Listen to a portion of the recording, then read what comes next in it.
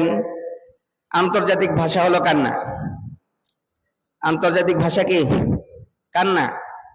কারণ সারা পৃথিবীর মানুষ জন্মগ্রহণ করে সর্বপ্রথম যে ভাষা দিয়ে কথা বলে সেটা হলো কান্না।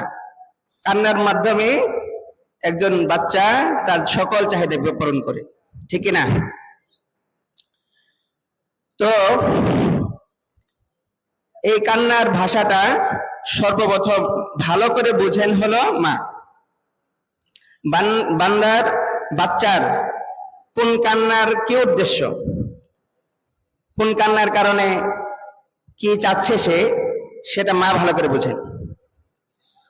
কখন তার অসুবিধা লাগতেছে, কখন সে পেশাব করেছে, খাবার চাচ্ছে, ঘুমাইতে চাচ্ছে, তার অসুবিধা লাগতেছে, গরম করতেছে, ঠান্ডা লাগতেছে, ও এক এক সময় এক এক কারণে কান্না করে। তো মা এটা বুঝে নেই। তো মা যেহেতু বুঝে নেই, তো বাচ্চাও সেটা লক্ষ্য করে যে মা কিভাবে তাকে বুঝে নিচ্ছে। তো ঠিক বাচ্চাও মার কাছ থেকে ভাষাটা বুঝে নেই। এর মধ্যে একটা মহব্বত আছে। বাচ্চা মাকে মহব্বত করে, মা বাচ্চাকে মহব্বত করে, যার কারণে দুজনের মহব্বতের মাধ্যমে একটা ভাষা তৈরি হয়, সেটা হলো মাতৃভাষা। সেটা কি? মাতৃভাষা। এজন্য এটাকে বলা হয় লুগাতুল মুহাব্বতি ওয়াল মাওয়াদ্দাহ।